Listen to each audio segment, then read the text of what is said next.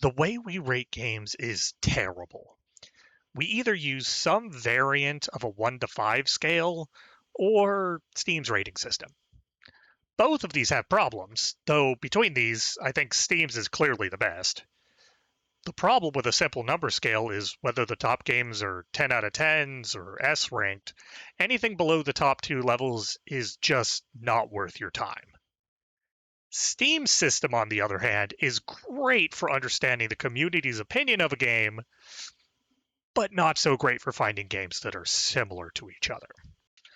I can already hear you asking, why do I care? Well, Darkest Dungeon 2 and Minecraft Dungeons are both rated the same by Steam. Both of these games are good, but ask dramatically different things from the player. Minecraft Dungeons is a great game for new players.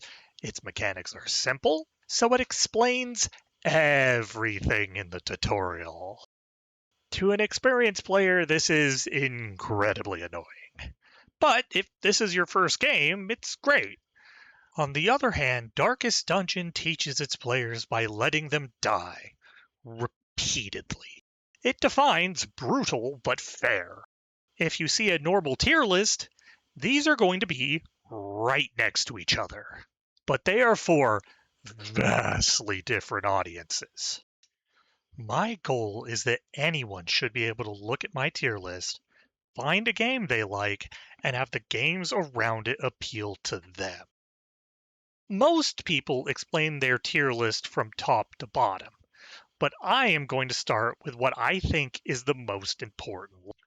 Let's start with 5 out of 10, a perfect entry for a new gamer. Simple and clean, built to teach a new player how games work. Things like Solarpunk, full review coming soon, and Backyard Baseball are perfect examples of this. These games sometimes get a bad reputation due to them not having a ton of depth and their strict adherence to tropes, but this is what makes these games so important. They teach new players what to expect from the genre going forward, and this allows more advanced games to play with or subvert players' expectations. 6 out of 10. These games are on the simple side. There isn't quite enough depth to hold the attention of longtime players forever, but they are fantastic. A great example, Banjo-Kazooie. It shows off the fundamentals of early adventure games perfectly.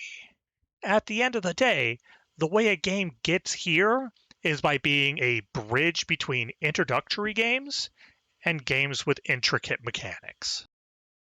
7 out of 10. We are starting to get games with depth here. Stories are now relying on the player to have a basic understanding of the genres they're in. They just didn't quite break into the mainstream. Niche gems live here. As a tip, if you are looking for games that aren't held back by needing mass market appeal, look here. 8 out of 10. We are in mass market appeal. These games are known in their circles. They caused a big splash, but people outside of gaming probably don't know much about them. These games are great and are fighting to be the best games produced in any given year. They just didn't quite get there. They are often the 11th game in a top 10 list, always brought up, and the last cut. 9 out of 10. These are the best games made in a given year, or even decade. In any other list, this is where 10 out of 10 games live.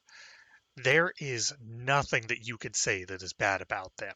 If you're looking for examples, look at any other tier list on the internet. Their 10 out of 10 games live here.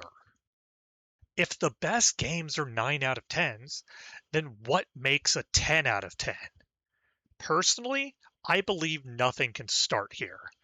This is the type of game that once it gets going, it fundamentally changes the world.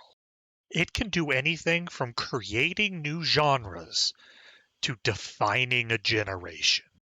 Every game up to this point is absolutely worth playing, and I would recommend each and every one of them. Moving down, every game is going to have some sort of flaw. At 4 out of 10, these games all have problems. They could have bitten off more than they could chew or not executed very well, but they aren't a disaster.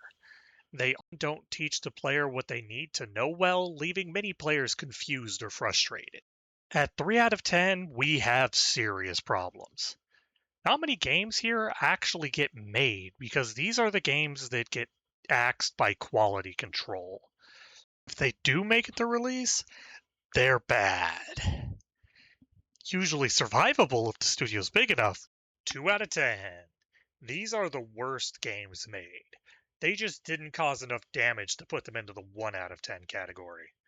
These are games like Cities Skylines 2 and Dawn of War 3. Terrible games whose impact didn't leave their niche. Last and certainly least, the 1 out of 10s. These are games that changed the world. Derogatory. They might have toppled a monopoly or were so predatory that they inspired actual legislation. For each of these games, you can show how the world changed because of how bad they were. A perfect example, before SimCity 4, computers in schools often came with a copy of SimCity installed.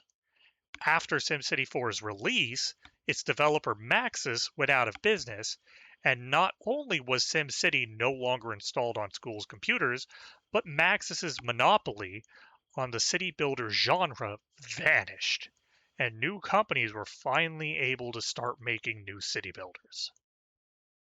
Now that we're at the end, I wonder, what game do you think deserves a 10 out of 10? Or hell, even a 1 out of 10? Get in the comments or join me at my Discord in the description. I also stream on Twitch every day at 9 p.m. at Bonzu Dies Horribly. Come and join in. Oh, do I have any other advertisements I need to do? Oh yeah, I'm starting a GoFundMe to raise funds to blow up the sun. If you would like to